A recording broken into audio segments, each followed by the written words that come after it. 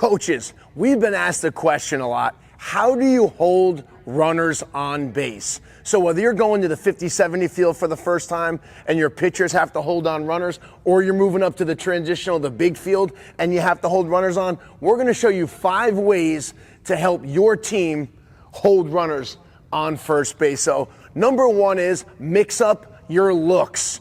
Mixing up your looks means this. When I'm on the mound and I come set, sometimes I turn and look.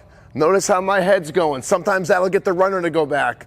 I can lift up my chin. I can look back over my shoulder, and then I pitch. So we don't want to fall into the same pattern of one look and then pitch.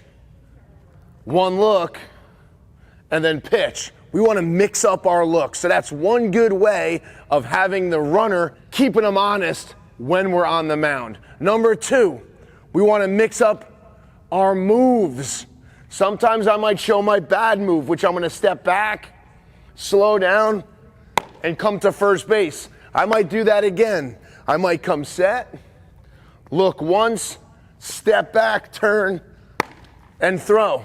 He may think that's the best move I have. Now I mix it up, and now I come set, and I pop my feet,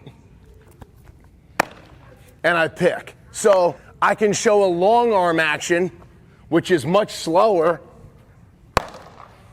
And then again, I can give him my good one where I'm snapping it right from my ear, and it's going to be much quicker to pick. So I can mix that up. I can also mix up my timing.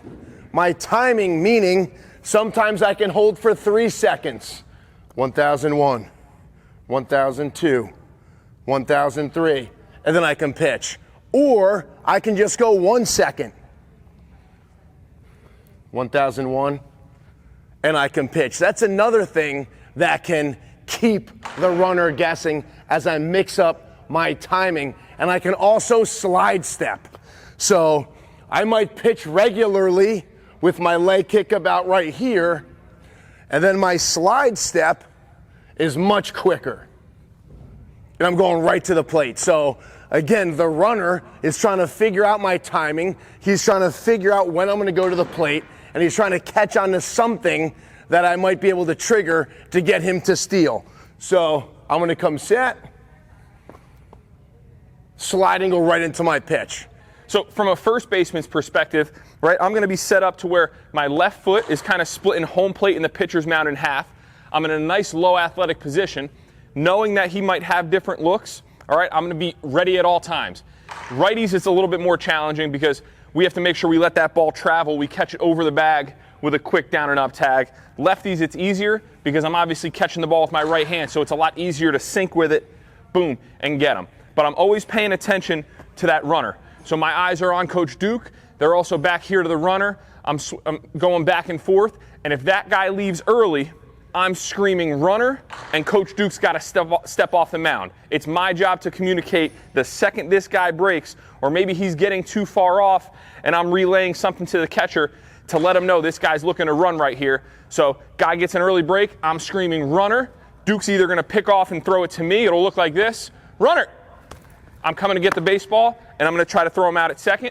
Or I yell runner, and Duke steps off, and he gets him in a rundown. Runner.